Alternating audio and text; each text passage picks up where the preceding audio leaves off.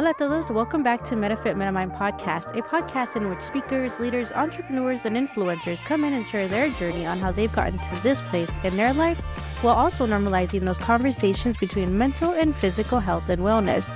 I am Carla Rodriguez, your coach and trainer of NLP and host of this podcast, and I created this space to remind you to raise your voice and share your story.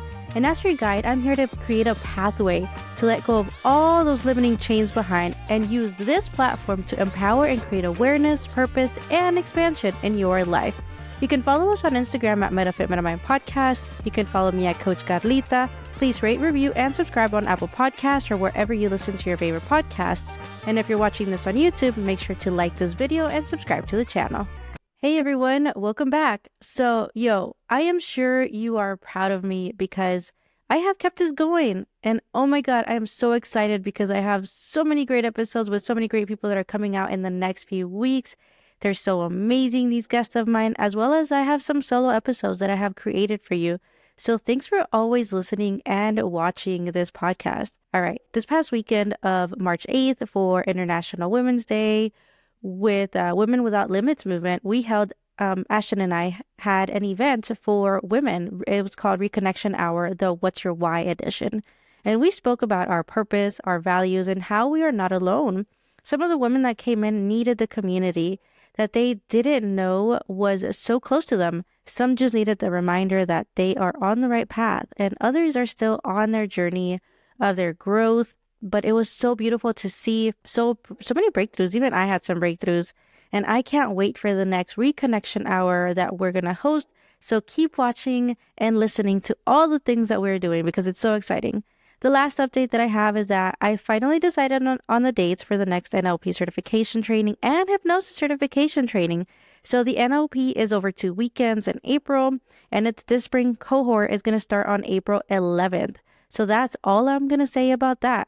And as we get closer, I'm going to give you the updates on the hypnosis certification weekend and everything about that. Now, for a quick personal update, Mommy Life has been a little bit challenging and fun, right? At the same time, we have entered potty training season and bottle weaning season. So 2 things almost at the same time. So I'll let you know how that is going in a couple of wins, the not yet wins, the challenges. By the way, his little finger is healing. He's got a little nail that's come in already. I don't know if I said that we took him to the ER in January, so he is a lot better. He's still wild, So remember to share the podcast with people you think would like it, rate it, and subscribe to it so you don't miss any of the updated episodes. Again, remember that I'm on Apple Podcasts, Google, Spotify, Castbox, or any other platforms that you listen on. And so in this episode, I got to speak with Mike Oppenheim. And let me tell you, this conversation was such a good one. Mike is one of those people who has done a little bit of everything, kind of like I do a little bit of everything. And I think that's so cool about him. He's a novelist, a filmmaker, musician, podcaster, and his work spans so many creative spaces. His Substack, where he shares fiction, nonfiction, and podcast, Coffin Talk, has been recognized in the top 25 under philosophy and humor, which is pretty amazing, Now, Coffin Talk is a podcast about the meaning of death, and it's in the top 3% on Apple Podcasts, which is amazing. And listen, I know that might sound like a heavy topic, but Mike approaches it with a lot of curiosity and honest, and he even has humor in it. He has a big way of diving into big conversations in a way that makes you feel like you're just sitting down with a friend, talking about life, talking about something that is going to happen and it's normal. So other than podcasting, he's lived a full adventurous life. He's played in rock bands, worked in hospice, worked in restaurants, and traveled to, I think he's at all 50 states and over 30 countries. So that's really cool. He's got 2 master's degrees and all the things, right? He lived in Thailand. And honestly, his experiences give him such a unique perspective on life and storytelling, and honestly, the human experience. What I really appreciate about him is that he's not here to sell anything. He's just someone who genuinely loves connecting, sharing, and exploring the deeper questions of life. And so we definitely go into this in this episode. So before even giving you too much, I want you to just enjoy this conversation and enjoy the episode. Thank you so much for being here today on MetaFit MetaMind podcast. I'm excited for today because I have another amazing, amazing guest, Mike. Let me see if I say your last name right. Oppenheim. Oppenheim, close enough though. Oppenheim. Hey. So thank you so much for being here, Mike. I'm excited for people to share your story and everything that you've got to give us. I'm so excited to be here and I'm thankful to be on the show. And I say this a lot, but podcasting has become like a very enriching part of my life. And I didn't Yeah. see it coming, but Mm-hmm. it's awesome to connect with people and especially to see how many people are honestly investigating life and just want to help other people. So thank I you. know, right? I feel like I've met so many cool people from all over the world, really. If you remember Clubhouse, that's where it really took off for me because I got to Mhm. meet people from New Zealand and like other Hispanic girls in Germany and Norway, and I'm like, wow, that's crazy. So, yeah, so I'm excited. So let me ask you first, who is Mike Oppenheim? Yes? Yeah, my God. No, that was good. What's funny is usually people just say Oppenheimer because of the movie that came out, so which I'm Oh, not that's related to right. them. Yeah, but that's so I'm okay with anything. I usually don't even notice, and actually I don't even really strongly identify even with my name, Mike. Like if someone calls me Mitchell or Matt, I just respond. And so with all that said, I am sort of answering your question, which is, Yeah. I guess on paper, I'm a 43-year-old resident of Phoenix, Arizona. Uh-huh. I grew up in the Bay Area of California. So, and my parents are, they're still alive and they're still with me, but they raised me as transcendental meditators. So I wasn't raised religiously or with like a real strong like American identity. And it wasn't anti-American at all, but it was very weird in the 1980s to be like a child of meditating parents and to have like meditation be a strong theme of my life. But with that said, that also helped me develop into the person I am today, which is someone who's like just really centered in panic stricken situations and like I have a good sense of calm. This isn't to say that I don't have a million and one problems and mental thoughts and things that get in the way, Yeah. but I'm very thankful to my parents for introducing the concept of like mindfulness and meditation at a young age. Yeah, and that's so cool. I think I've only met one other person who said, yeah, in the 80s, this is how we were doing things. And, it's not the way society really was bringing kids up. So, with that being said, and how we're here today, what has been either that chapter turn for you or that journey that's brought you to where you are at today? Yeah, it's been a long journey. I guess for lack of a better descriptor, a creative type. So at a very early age, I got into music and I played in bands and wrote original music in my 20s. I released an album and then I released several albums, but yeah, I mean it was fun. I strongly suggest to young people like yourself to do everything. Just Mm-hmm. go and try everything. I can't promise success by the metrics that like maybe the industry would. I can tell you that you feel successful when you take risks and when you experiment. So I was in playing in bands, and then I hate staying up late, and I hate stage performance. I'm not afraid of it. I just don't really like it. I don't Uh-huh. get a lot from it. So I transitioned in my mid 20s into writing, which is what I'm still doing. And I started. I went to an MFA program, and I became a college level writing teacher as well as an author. So I write novels, I write nonfiction essays, and I also work in the publishing industry. So I'm still a creative type, but I prefer going solo, and Mm-hmm. then I like podcasting and things like that. But Yeah. yeah, so it was I don't know. It's been an interesting life, and then the big turn is very sad, but it's Mm-hmm. it's an honest part of my life, which is I got married in my early 30s, and I had a son with my at the time wife, and then we went through a divorce, and after the divorce, she left to visit her relatives in another country with my son with my permission, and then she never came back. So Wow. that happened when I was 35, 36, and that was the real test of like are you saying you are compassionate and you can understand your so-called enemies, or are Mhm. you going to rage out, react, and blah blah blah? Well, it was a mixed bag. It's my son, so I did file a lawsuit. I did try to pursue like legal action, but Mhm.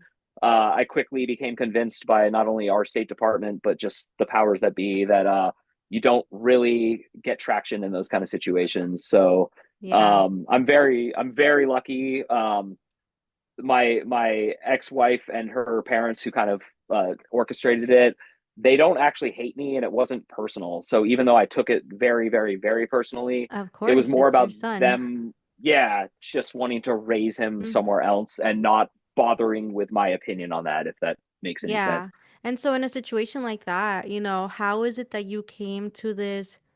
I don't know if it was like a let go of maybe some kind of control, but what was it that eventually told you like, okay, we gotta do things maybe a little differently or let go not necessarily of my son, but of this situation. Well, that's a great way to phrase it, honestly, because and really it was my intuition, but it was my intuition before the incident as well as during it, Mm-hmm. and then now it's not after it so much as I'm in a new phase of acceptance, which is how you actually described it, which is how do you accept something that feels like an affront but technically wasn't, and also this is the weirdest thing I have to admit. My son is not my property, nor are my two daughters Mm-hmm. that I have with my wife now, and like my home might be my property, but humans are not property. So Yeah. they didn't take him and I didn't lose him. Mm-hmm. What I lost was what I expected, which was to raise my own son, which is, I wanted to have a son. I'm not a dad who like accidentally went into child rearing. I was Mm-hmm. my whole life compelled to have children and a Yeah. family. So, Yeah, you're a father of a um, son. yeah, yeah. Um, and so, I mean, your question was really good because it was like, the anger and the fury was keeping me awake. It was ruining my life. My hair Mm-hmm. was like starting to go gray, like in spots that it wasn't like yet gonna go gray. And Mm-hmm. Mm-hmm. I'm 43 now. This was like 35 when it happened, so it's kind of like I'm Like telling it 6-ish years 7 or years, so. Yeah. yeah, 6 7 years in. And I'm very lucky. I was gonna mention this. Even though they took him because of the lawsuit and because of the way things played out, I was able to Skype and still talk to him a lot. So he at this point I don't have great contact with him, but Mm-hmm. he certainly remembers me, knows me. Up until at least 2 years ago, he was smiling and regularly like Yeah. treating me like a dad. Yeah. But I don't know what's happened in like the 2 years since, but something's happened, and it's either Yeah. on him or on something else. And I actually, this to go further into how I prevent myself from getting too angry, Mm-hmm. I kind of try not to like make up narratives or imagine what's going on, Yeah. because that kind of BS is getting us nowhere in America. It's not getting us anywhere. Like Yeah, right. imagining your enemies and then turning them into enemies is a big problem. And And right now, yeah, and I think as humans, we're so good at worst case scenarios, or what have people said, catastrophizing. yeah, yeah, totally. Yeah. And I think it's so important that you're aware of that, of being aware that to not go too deep into that worst case scenario. One of my mentors a long time ago recommended a book, how to, oh my God, what is the name of the book? It's, I will look it up again because That's okay. it's a book of catastrophizing, but how to try really hard to do it where eventually we don't do it, right? That's actually cool. I have, yeah, I don't know the book you're Yeah. referencing, but I have, there's this woman, Byron Katie, that people told me about when it happened, and it's called The Work. Oh, And okay. what you do is what did the person do to you? And then you say it out loud, and then you go, how do you know that? And then you say how you know. And then they go, how do you really know that? And then Yeah. that's the step where you kind of step back and go, you're right. I don't. Yeah. It's Like, I don't called, actually know. I Sorry. looked it Yeah. up. It's called How to Stubbornly Refuse to Make Yourself Miserable About Anything. Great. So, and it's an Yeah. older like psychology book and stuff, but it was just so interesting how people put themselves in those very worst case scenario things. And then we're like, oh, that wasn't, I mean, during the time it felt really terrible. And this is now what we're doing. Yeah. And what my mom always told me before this incident, during Mhm. it, and remember, she's my son's grandmother, so it also Yeah. affects her, is it's a biblical phrase, but I wasn't raised biblically, but she was. Hmm. But this too shall pass. Like, Hmm. as as hard as it is to hear that when you're full of fury or sadness or any other emotion, it is always true. It's not even like sometimes true. It Hmm. just, the nature of time is to slowly erode the anger and bad feelings. Or if you fester and try to hold on to them, Yeah.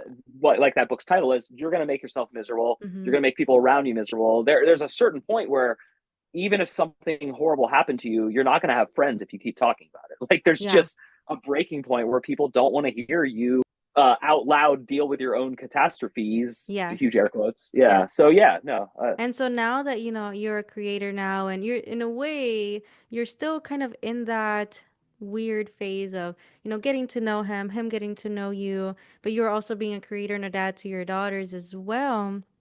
how is it that you're managing being a dad to kids in different, I guess, countries, I would say? Because my parents both had kids also in their own countries, yet I was raised as an only child.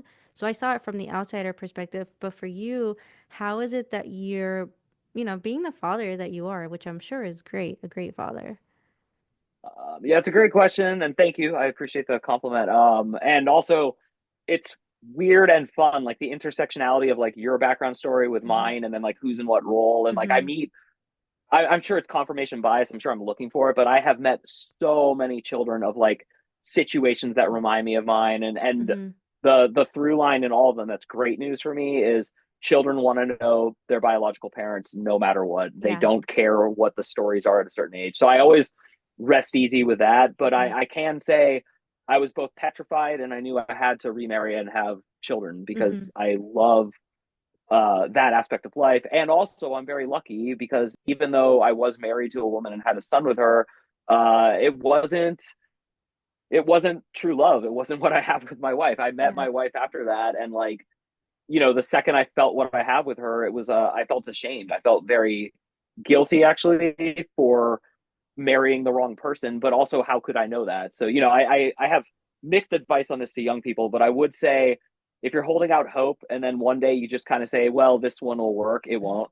Like if Yeah. you have that strong sense of romantic hope, you're right, you're not wrong. Other people don't have that, so it's not the same conversation. But my two daughters are like the best. And it's weird because I love them and I love my son and I Yeah. never compare them, but I do think of them all the time as a unit. So I don't think of like my son, my two daughters, and like where he is and where I am and where they Yeah. are. Instead, I just feel this overwhelming joy and love. And I tell my daughters, one's too young, she's only one, but the 3.5 year Aw. old, Yeah. she says, I have a brother. I can't wait to meet him. Yeah. She doesn't understand why she's not like meeting him tomorrow. Mhm. But like as those questions come, I intend to just answer them as honestly and directly as I can Yeah. without compromising his situation. So like Mhm. like I just I have to be careful. Like teaching a kid about marriage is hard enough. Teaching them what a divorce is could be very scary because then they're going to start asking about me and their mom. Yeah. So Yeah. yeah, Eventually they'll learn one day if you choose to share that's that what I with them. figured. But they don't need that. They don't need that right now. No.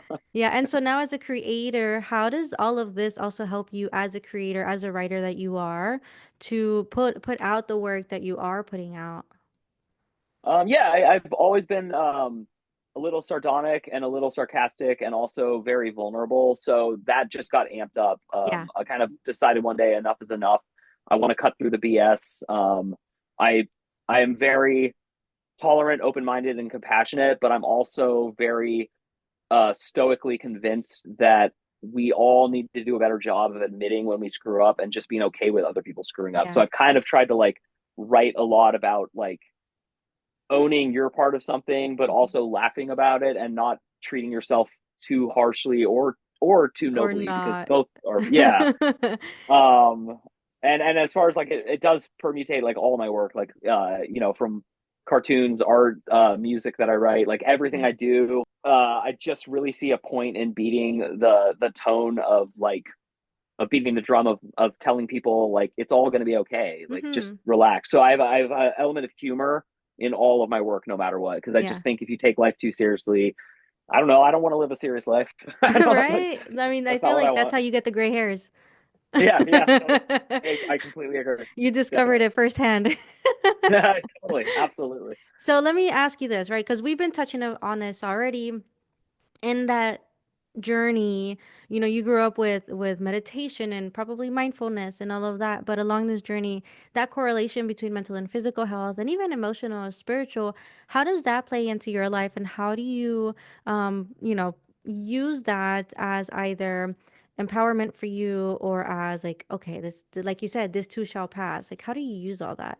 Yeah, I think the most direct and yet indirect way to answer that is I'm obsessed with why I'm here. Mm-hmm. So the name of the Ooh, tell podcast I me. do is called yeah, the podcast I do is called Coffin Talk, and it's because I used to work in hospice and I would help people at the end of life, Mm-hmm. and I became aware very quickly that in America in particular we just have no death culture. Whether like we just it's taboo, we don't talk Yeah. about it, and then people are just devastated. But in Mm-hmm. other countries, it's not like that. There's like Like a much normal. more yeah, it's because it should be normal because Yeah. children are born and Mm-hmm. people die of all Mm-hmm. ages and of all reasons. And so, This is so um, true. Oh my yeah, gosh. so I really like work hard on looking and seeking for the answer of what am I, who am Hmm. I, and what is going to happen to me, and where did I come from? And Yeah. and I'm convinced that I am not consciousness anymore. So I used to think I was consciousness, but now I think consciousness has to be the thing that the real me is observing, and I just feel Mhm. like I'm timeless, and I don't feel like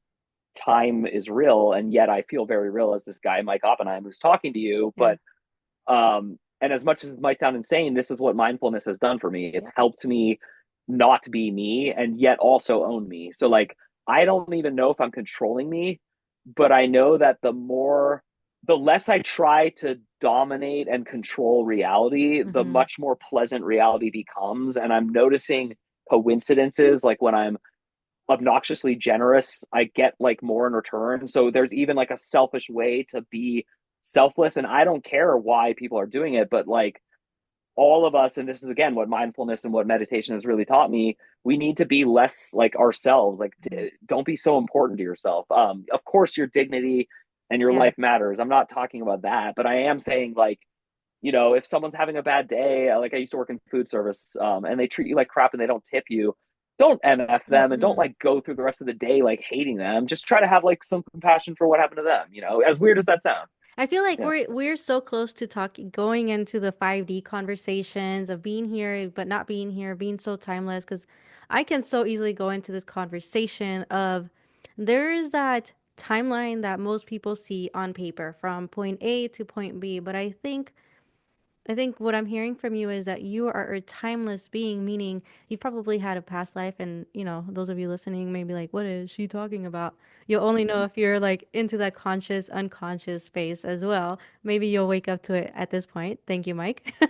So I think Yeah. it's so cool that you're talking about being timeless and the whole thing about selfishness. And really, it's not, because when we give, we get double or triple that, right? It's even in the Bible. I wasn't the most super religious person either, but it says when you give, you get like, you get as well. And I Yeah. think that's key to remembering. I think as a parent as well, like we give all this energy to our kids, and somehow that gets returned to us, right? Either by through their love, or through someone being like, "Whoa, this person is amazing. I want to talk to this person. I want to work with this person," and it gets returned twofold, threefold, depending on how much you give as well. I So well stated. And actually you reminded me like the best part of being a parent, not just a dad, but just a Hmm. parent, is the first time, and it's happened with all three of my children now, the first time they hold your hand.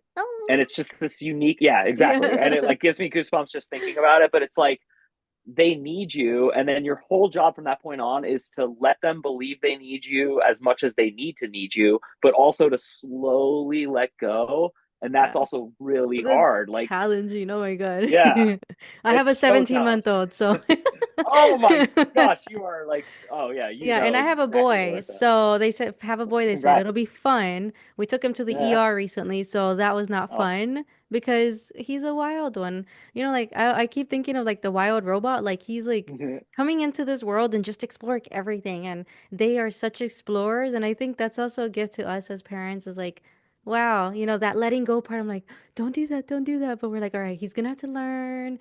She's gonna Yeah. have to learn. It's part of life, and now I get it.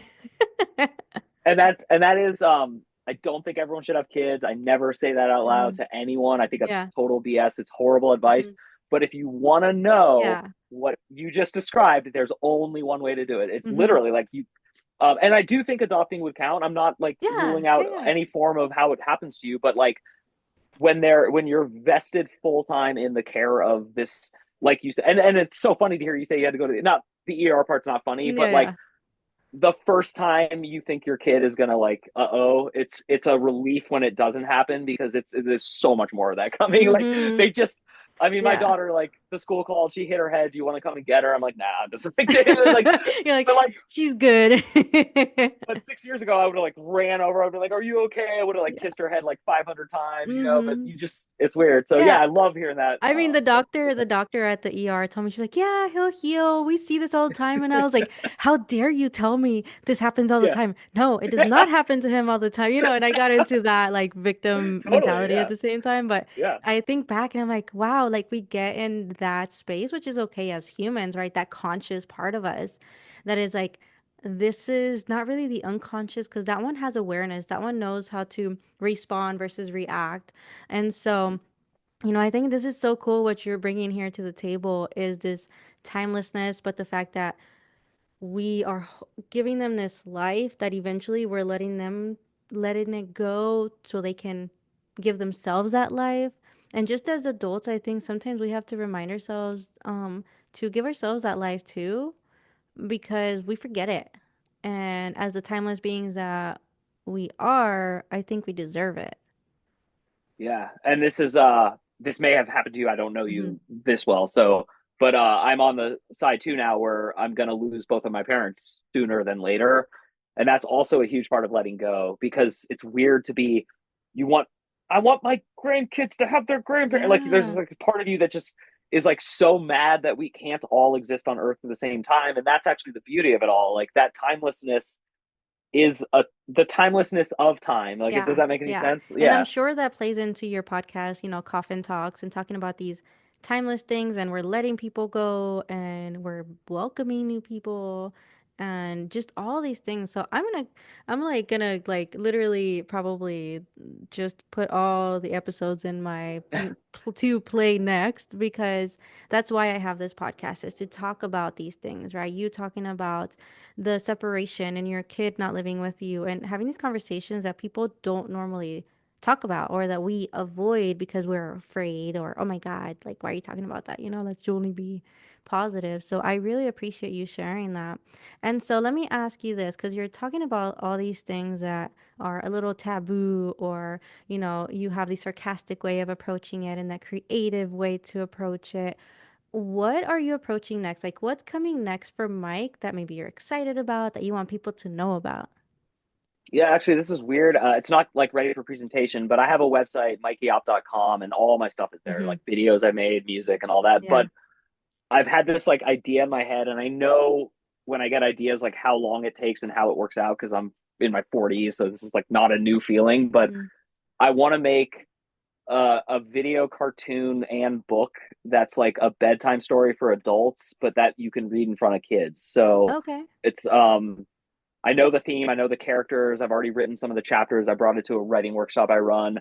But I'm really excited about it because I just think it's gonna be the most me thing I've ever made. Meaning, like I like drawing, I like making music, I like filmmaking, I like voice work, I like so it's just gonna combine all of my interests, Yeah. and if it doesn't sound too pretentious, my talents, but like and so that You're vehicle an is coming, and artist, in the meantime, really. yeah, Yeah. like which I think it took me a long time to achieve this, but my wife is an entrepreneur. She runs a business, and like she's an artist. Her Mm-hmm. art is her business, and her Yeah. art is conducting phone conversations and in-person meetings and facilitating business. Mm-hmm. Like we're all that I kind of am getting I love the way you used it. So I'm not talking about you, but Yeah. like I feel like in our society we've gotten this weird thing about like influencer, Mm-hmm. artist, creative type, Mm-hmm. business person. Like we're starting to Yeah. denigrate and like divide ourselves by like our passion. And Mm-hmm. that's weird because yes, capitalism and greed is really ugly in many of its forms,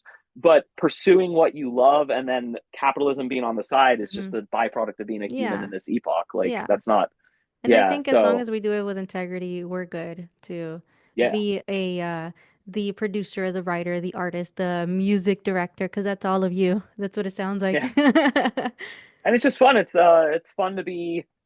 I mean, when I was a kid, it was never possible to do what we're all doing now. It's Yeah. just like the money it took to get the technology to make bad movies was Mm-hmm. like 500 times my available income. But Yeah. now like everything gets cheaper and easier, and I just would encourage every human out there. whatever your thing is, just do it. I mean, just use Yeah. this amazing technology. Yeah. And actually, you pretty much answered my question, unless you have something else to say with that, because I don't think I told you that I was going to ask you this, is what you would share with someone, or what you would want to teach someone who wants to learn from you. Totally out of left field, but it is Mm-hmm. the thing I would most want to tell anyone on earth. Work on your reactivity, work on like how you react to things. It's not that your emotions are wrong, it's that usually in real time they're much stronger than how they're going to feel in a few days. So if you can get better at tempering your immediate reaction but honoring the emotions, Mm-hmm. all of your life and conflict will feel different and better. You'll still have conflict, it's unavoidable. People hit cars by accident, people get mad at people and say things they regret. But if you don't get mad back because you're able to filter, they're having a bad day, I also have bad days, like the more you can get that. For me, the practice is in the car, because that's, I get road rage, so that's like where I do my deepest work, honestly. Like just that Yeah, deep breath in, and yeah. I can't And believe when that you, person drove like that. yeah, well, and when you have a kid in the car, you're even more angry because you're like, you come on, I you know. have my But kid in the meanwhile, car. Like, yeah, stop it. Yeah. but I was a 20 something who used to pass cars with kids. Like, I Hmm. know, like, the weirdest part of being in your 40s for me is owning what a piece of S I could have been and was at times in my youth, and then not getting mad at like similar young people, like even just drunk. I used to bartend, and like that made me not drink as much in my 30s because like I watched as a sober person people my age being drunk all the time, and it kind of ruined it. So, Oh, yeah. interesting. So is that what led to you being sober, or you were just sober Oh before no, I'm and not sober sober. Oh, okay, I okay. don't like love drinking. Yeah. No, I just Not to like that don't. point. Yeah, I would have kept partying longer in life had I not had those experiences. That's what I'm more relating. It's just like all of us get not old in a bad way, but older and more tired, and we just want We sleep. And get so you make wise. What are you talking about? yeah, We yeah. we are working on our young hearts and our wisdom at the same time. By the way, can I ask you a quick question? Sure, go I'd ahead. like to put people on the spot. You're awesome. Would you come on Coffin Talk? I'd love to ask you Sure. questions. I All would right, love cool. to go on. I'm very All right, open book. Thank you. So, yeah, yo, be ready for Carla being on Mike's podcast, Coffin Talks. So go listen to his podcast before. And yeah, I'm very like open to talking about anything, and yeah, just having fun. cool, awesome. Yeah, you're an ideal Yay. guest. So Thank I you don't so much. normally like vet people this way, but halfway through the Perfect. conversation, I was like, This will oh, be you're on perfect. the podcast. I'm not editing this out. Cool, cool. It's fine with me. And so if you people wanted to listen to your work or somehow work with you, where can people find you? Yeah, I'm the most approachable person I know, and it's by choice. I'm a teacher, and I just love to give. So if you go to mikeyop.com, that's MikeYopp.com, you'll just see links to everything I do, books, movies, stuff like that. But the best way to support me that's free is just to subscribe for the weekly emails that I send. They're usually thoughtful essays. This one, which I'm working on, is extremely thoughtful, and I'm very scared to release it. So just to give you an idea of like how I work, I try to write each week, so it's like Yeah. really fresh. But sometimes it's fiction. Yeah. They're not all funny, but I try to lean a Hmm. little funny and stuff. So that's the best way to support me if you're Cool. So keep interested them and you're accountable. watching this. Yeah, yeah. Awesome. Well, thank you so much, Mike, for being on the podcast. All the links, the one link will be on the show notes. But thank you so much for being on the podcast. This was fun. I'm excited to be on your podcast. And Yeah. yeah, so thank you so much. Here are a couple things I learned in this conversation with Mike. First, the way that we react to situations, especially those tough ones, really shapes our experience. Mike shares how he had to learn to let go of control and shift to perspectives when life threw something at him that he had never expected. And that hit me because it's something we all go through, right? Those moments where we just want to hold on to just so tightly. We want to have that grip on something. But sometimes the real strength is in loosening that grip and choosing how we respond, because our emotions are real, yo. But if we can take a step back before reacting, we can give ourselves the space to handle things in a way that actually will serve us. The second thing is this idea of timelessness, which I love. That we're not just these versions of ourselves moving through time, but that there's something bigger happening. And honestly, I love conversations like this because honestly, they remind me that we're more than just what we see, on paper, life isn't always like a linear thing, and sometimes stepping back and seeing that bigger picture can help us understand ourselves, our experiences, and even the people around us in a whole different way. So there's so much more in this episode that we definitely touched on, the parenting, creativity, navigating emotions, humor, and all those things, right? But these were two that really stood out to me. So what did you think? What stood out? Just let me know. And last thing, again, this spring cohort of the Next NLP certification coaches and practitioners starts in April. So send me a message to have a conversation on how you can improve your conversations, your confidence, and all those things. So if you have not done so, please rate, share, and subscribe to the podcast. It's going to help me so much to continue to pop up on these platforms.